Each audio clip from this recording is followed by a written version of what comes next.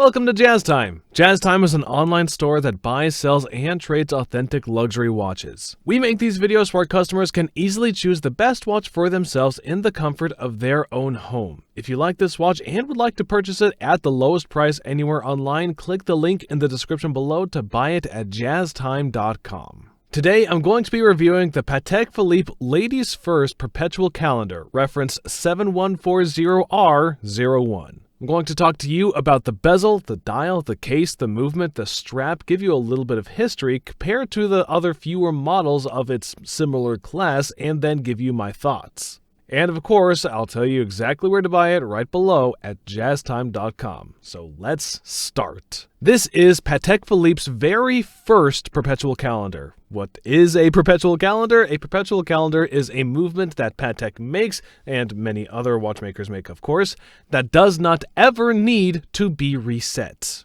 Well, technically, it does need to be reset. I think it runs for like 100 years or something like that, but for all intents and purposes, it doesn't need to be reset by you.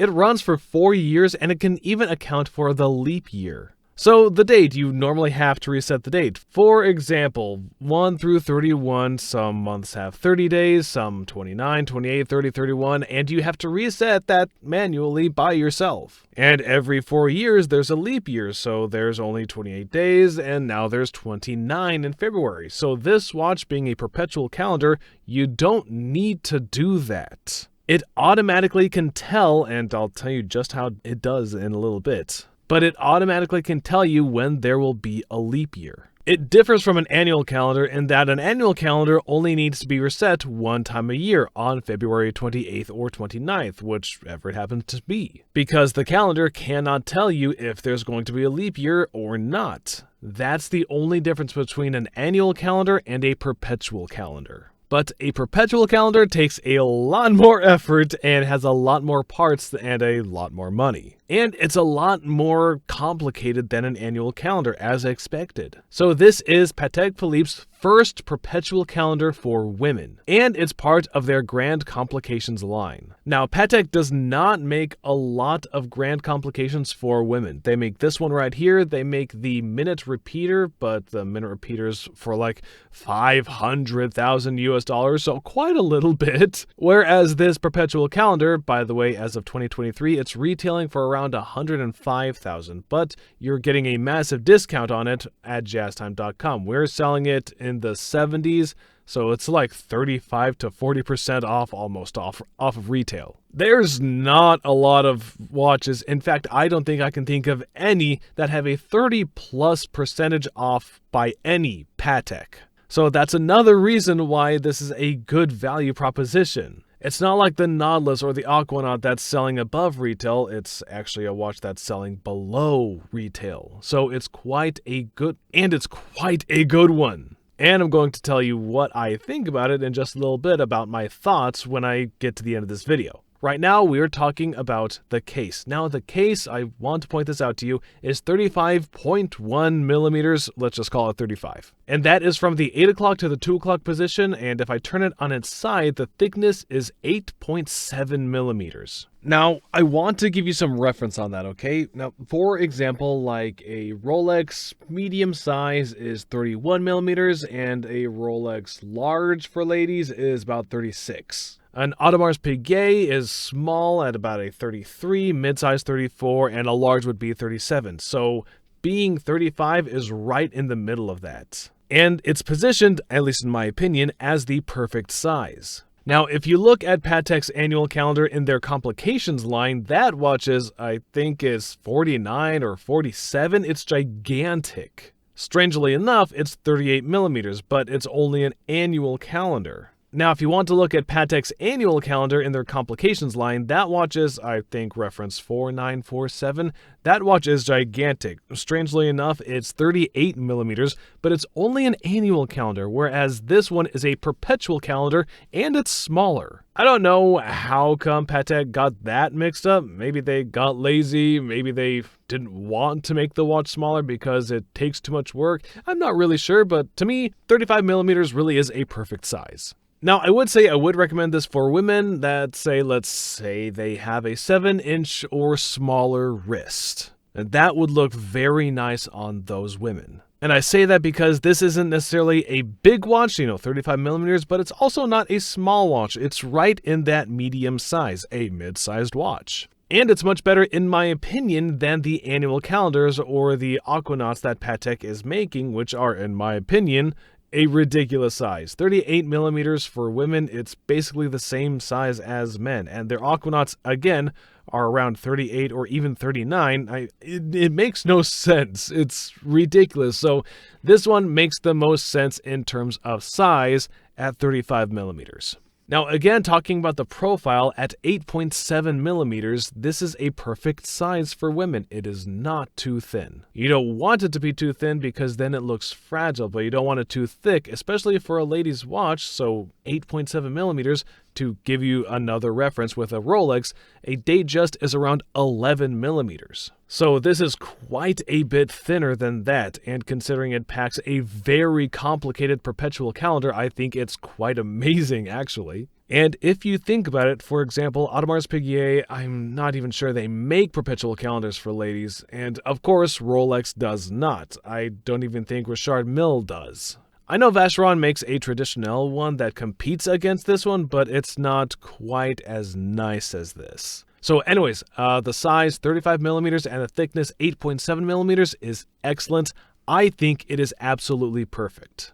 And now the case itself is made of rose gold. That's what the R in the name stands for. They also made it in white gold, and this watch was released in 2012. It is now 2023, and they still have this same model. And I believe they're probably going to have this model for quite a bit longer because there's really nothing wrong with it. I see it's very difficult for them to come out with some new model after this because they really hit it on the head with this one. It's a perfect dress watch for ladies. I don't think any other watch could beat it. Okay, and I do know that we've talked about the case for a little bit, but let's stay on it for a little bit longer. Now, Patek says this elegant timepiece reflects the feminine poise from a classic round Calatrava case in 18-karat rose gold. And the gracefully curved lugs and the shimmering creamy white dial and the interchangeable mink gray or royal purple alligator strap. Basically, it's saying that this case is very awesome, and I have to agree with that. And actually, if you do compare it to their smaller, much more wearable, practical Calatravas, they have one referenced 7200R. It's called the ultra-thin mechanical self-winding movement. It's a very wearable watch, and it comes out to just 34.4 millimeters. It's the same, more or less, 35 millimeters. And if you look at their new releases from 2023, their Calatrava Ladies reference 4997,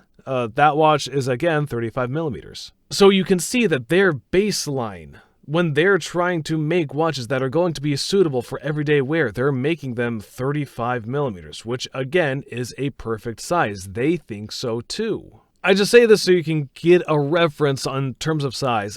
I know I keep harping on the size, but it is very important when it comes to a watch. Okay, now let's move ahead, stop talking about the case, and let's talk about the dial. Before we start that, I guess, actually, sorry about that, let's talk about the bezel. The bezel has these diamonds around it. You think I could forget the diamonds? And I think it's a very nice touch. If you look at some of their other annual calendars or perpetual calendars that could also potentially be worn by women, reference 5372, I believe, which is just a regular perpetual calendar, it has no diamonds and it doesn't look feminine. So once you put these diamonds on here, it really makes the watch look much more feminine and very beautiful in my opinion. Now, the diamonds are not just any diamonds. No, they're 68 flawless top Wesselton diamonds, totaling at approximately 0.68 carats. They embrace the perpetual calendar aisle, framing it like a precious treasure with sparkling intensity.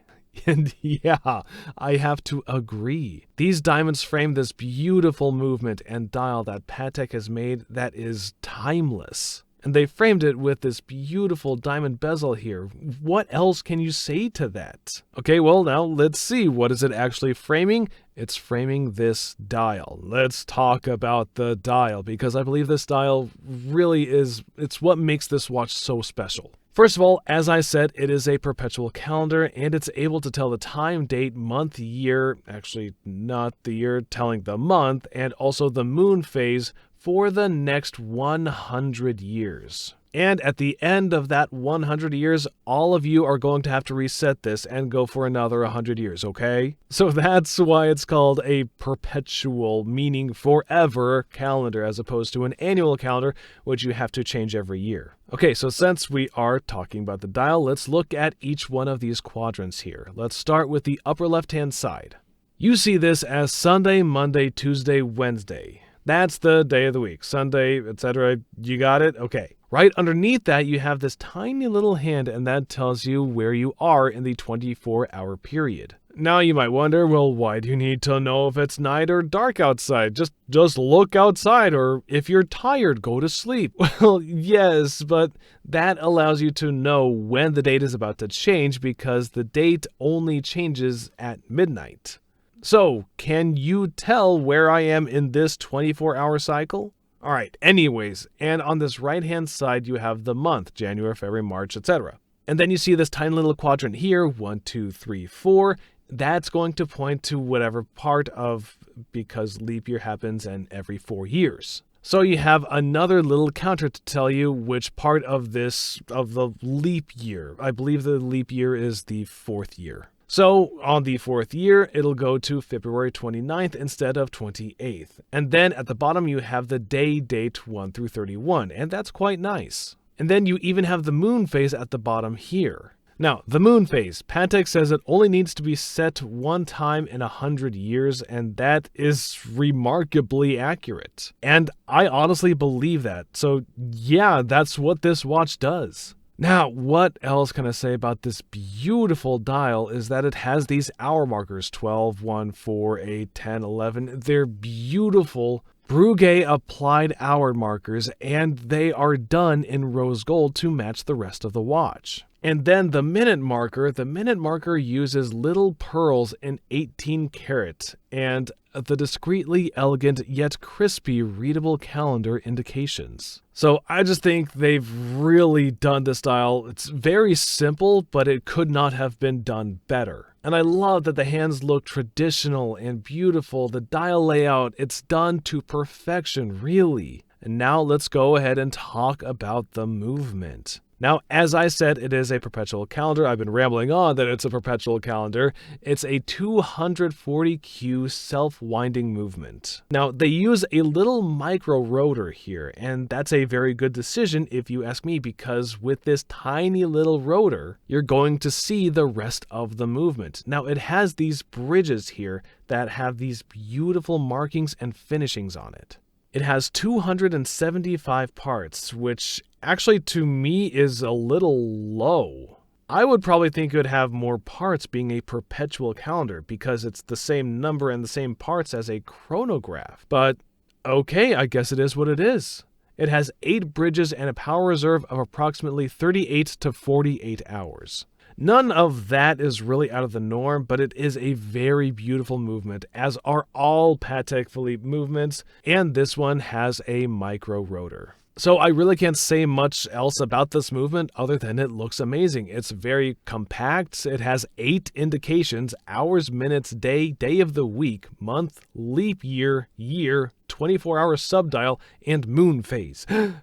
So a lot of stuff packed into this tiny little package, and it looks amazing. So that is the movement. Let's talk about the strap for a little bit. The leather strap, I think, matches the watch beautifully. It's a hand-stitched, shiny alligator strap with square scales. It's either mink gray, which is I believe what you see here, or they also do a royal purple additional strap that you can buy. And actually, you know what? You could buy any strap you want, but on this mink gray, I think it matches perfectly. Now, the prong buckle, they didn't use a deployment. Actually, I think it's quite nice that they use this prong buckle. A prong buckle is a very traditional way, but they set it with 27 diamonds so that it matches the rest of the case. I think it is done very well and very beautifully. Okay, I guess all that's left is to try it on, or at least put it over my wrist. Now, obviously, I am a man. This is meant for women, so it's going to look much nicer on you than it is me. I am 200 pounds.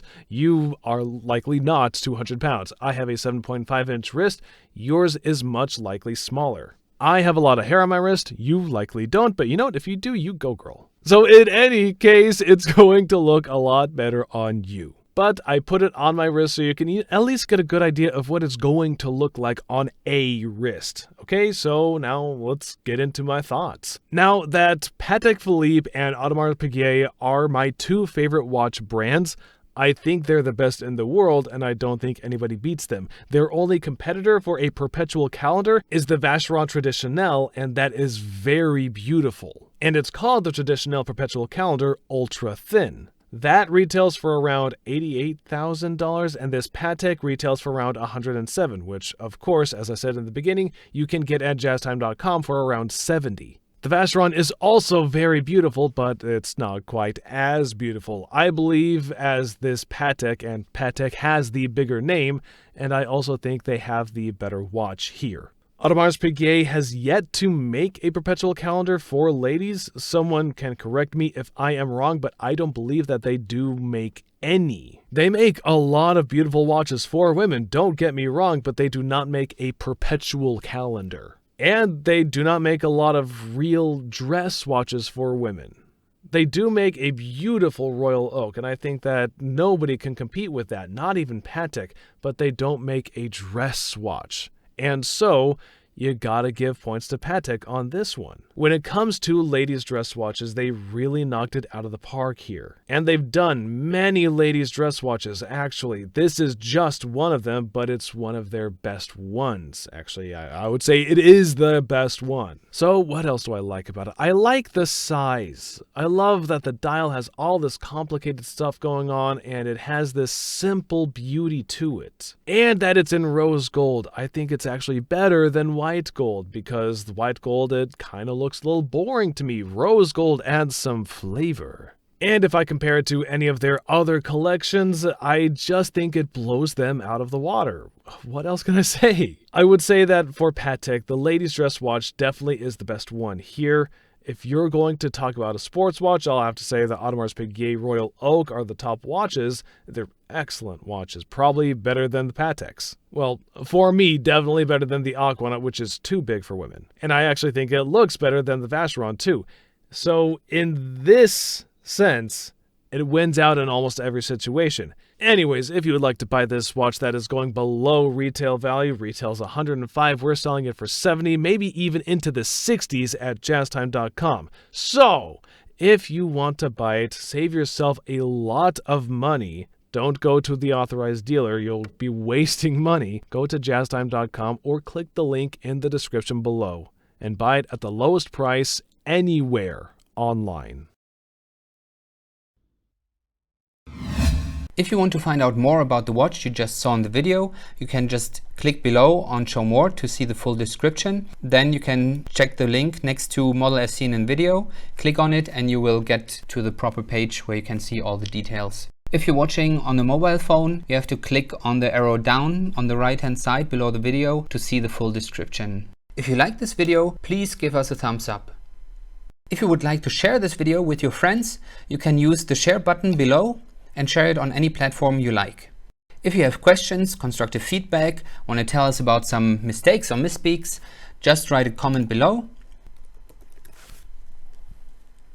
If you want to see more videos like this, you should subscribe to our channel and visit our channel page where you can find all the videos. And if you're interested in a specific watch brand, you can check out our playlists. If you want to check the price for a watch or want to buy one, remember at Jaztime.com you always get a steep discount, so you should check the prices with us. If you want to know the price for a specific watch, just go to Google, type in Jaztime, plus the brand, model, and the details you're interested in, and Google will find the right page for you.